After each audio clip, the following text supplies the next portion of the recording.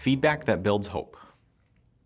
When I first had my own place to live, I hosted a housewarming party for some family, where I served a variety of appetizers, one of which was a new recipe for these little crescent roll brie bites. Sounds delicious, right? Having never made it before, I was excited to hear what people thought. As everyone arrived, I watched them gather food on their plates and gauge their reactions. One of my brothers tasted a brie bite, and I asked what he thought, and his response was, "These are gross." The night went on, but I couldn't help but notice the way that feedback landed.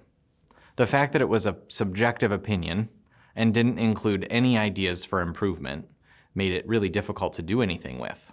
I could feel bad for making something he didn't like, or move on and make something totally different.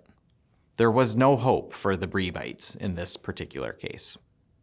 And even though everyone else loved them, that negative comment stuck longer than the positive ones seemed to. When feedback about learning is not carefully crafted, it can demotivate and create a sense of hopelessness in students that prevents their learning from continuing.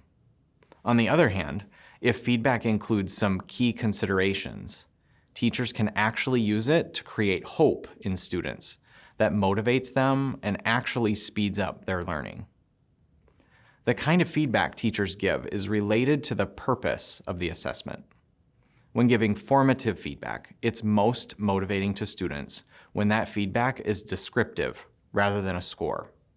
The score tends to feel so final for students that it can decrease their motivation to keep working toward a goal, whether it's high or low.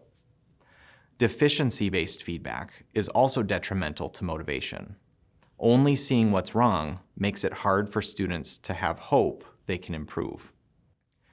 In order to be motivating, formative feedback should be matched to the learner's current stage.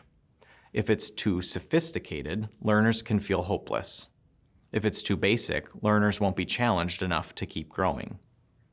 Formative feedback should help each student get to their next level. Summative feedback is an important part of the assessment process as well.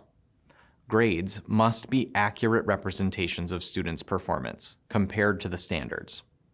When students are far below proficiency on a particular standard, summative feedback should focus on their growth toward proficiency. No matter how far away they are from the target, they'll remain motivated if they see themselves moving forward. One way to think about feedback is that it should work like the thermostat that regulates the temperature of a building. A thermostat knows the current temperature, compares it to the desired temperature, and then works to move the temperature closer to that desired setting. Academic feedback should work in a similar way. It should provide a clear description of the current state of performance, focused on the assets rather than the deficits. It should provide a clear description of the desired performance. In most cases, it should be the next step for that student. It should include concrete steps the learner can take to get from the current state to the desired state. The reason video games are so prevalent with people is because designers understand motivational psychology and use it to create engaging experiences. Good game design includes a clear goal or outcome and constant feedback while the player is playing that gives them small incremental steps. When the player sees themselves making progress, it motivates them to keep figuring out how to get to the next level. The same thing is true about learning. The times students feel a lack of hope is when they don't get enough feedback along the way. They get feedback that gives them too large of a jump rather than a next step, or the feedback is not clear enough to help them see what needs to be improved. Feedback is directly connected to motivation. In order to be valuable, it has to motivate learners to keep working hard. Feedback should provide next steps to help students improve. If feedback is not resulting in increased motivation, it's up to the teacher to make adjustments so the student wants to improve.